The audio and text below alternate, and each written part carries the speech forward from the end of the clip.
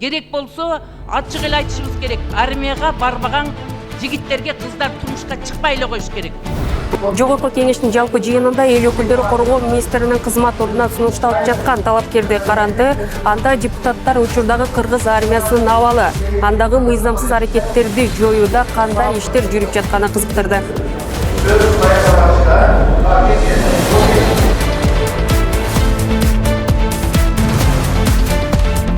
Күчтүү армия мамлекеттин көз карансыздыгынын кепилдиги. Учурда Кыргызстанда 80ден ашуун улуттун өкүлдөрү жашайт.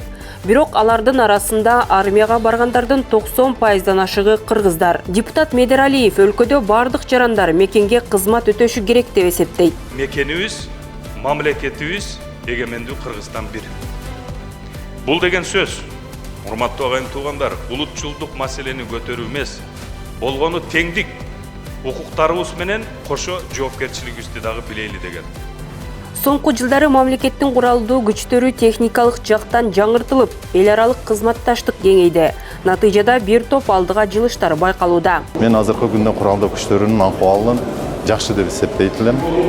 Ошол эле жана беспилотниктер, учактарды алынган, байрактар, Ахинчи жана башкалар. Андан сырткары С-300 зенитно-ракетный комплекси. Андан сырткары өзүңүздөр деле көрсөңүздөр керек. Орто Азияда азыркы күндө бир эле биздин мамлекетте бар. Зенитно-ракетный комплекс ближнего среднего действия, это Тор деген. Это мындай жок, азыр казактар эми алабыз деп жана аракет кылып атат. Кыргыз армиясында реформалар жүрүп жатканы менен ички тартип бузуулар, жоокерлерге карата зомбулук фактылары тыйылбай келет. Ошондуктан армиянын ичиндеги тартипти чыңдоо жана кадрдык потенциалды жогорулатуу азыркы күндө өтө маанилүү. Кыргызстанда статистика боюнча жылына 10 бала аскер кызматын өтүп атып сөөгү келип атат. Бул абдан чоң трагедия. Анткени 6 саны аман, ден соолугу, дени кардысоо баласын атыны армияга жөнөттү, мамлекетке, мекенге, Кыргызстанга кызмат кыл деп. Анын өлүгү келип атса, же болбосо ал майып болуп келип атса, бул деген армияга болгон ишенимди кетирет. Ошондуктан мамлекет таптаза жакшынакай баланы алгандан кийин ошол боюнча өткөрүп бериш керек. Албетте, анча-мынча тарбия иштери болот, бирок ал жанагы устапка ылайык болуш керек. Ал жерде уруп сабаган жана зомбулук көрсөткөндө бул эч кандай баатырдык же жигиттик эмес ал.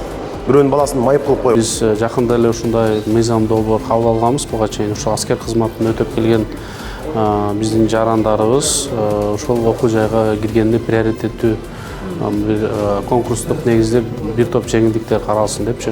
Бүгүнкү күндө аскер кызматкерлерин даярдаган бир нече окуу жай бар. Бирок чек арага жакын аймактарда да бул багытта билим берүүчү мекемелерди ачуу зарылчылыгы жаралууда. Мына азыр биз Дайыр Асанов атындагы эле ошол борбордогу окуу жайга ушул Кыргызстандын булуң бурчунан келип окуп атышпайбы? Бул жерде ата-энелердин мындай эми орто саар мындай колу жукараак жашаган ата-энелер бар. Ошол барганыбызды айтып атат эл менен жолугушууга. Окута албай атабыз, шартыбыз жок, балам каалап атат деген ата-энелердин сунушу көп болуп келген. Анан экинчиден бул мындай бүгүнкү күнү аскердик окуу жайларды биз көбөйтүшүбүз керек. Бул мамлекеттин коопсуздугу үчүн керек, мамлекетти коргоо үчүн. Талкуу учурунда аскердик окуу жайлардан сырткары аскердик медициналык факультет ачуу демилгеси да көтөрүлдү. Анткени жөн гана дарыгер эмес, армиянын коопсуздугу үчүн күрөшкөн медициналык кадрлар тартыш. Аскер врачтар өзүбүздөн даярдалыш керек, андай врачтар чыгыш керек. Анан мурун союз учурунда бул врачтар Томск шаарында даярдалчу, Ленинград шаарында даярдалчу. Азыр эми бул факультет 4-курстан 5-6 курска чейин окушат. Аскер даярдыгы менен. Ошон үчүн бул жашоо талабы, мен ошону министрден суранып кеттим. Ошого бизге кол кабыш кылып, ошол факультет ачканга жардам берүү жөнүндө өтүнүч кылдым. Медициналык аскер жагынан дагы күчтөнүш керек. Бизге жетишсиз медициналык аскер врачтары. Жыйынтыгында эл өкүлдөрү бир катар сунуш пикирлерди айтуу менен коргоо министринин кызмат ордуна дайындоого Руслан Мукамметовдун талапкерлигин колдоп берди. Сөзсүз жигиттер армияга барыш керек. Руслан мырза, ушул нерселерди эске алып, армияда катуу тартип болуш керек.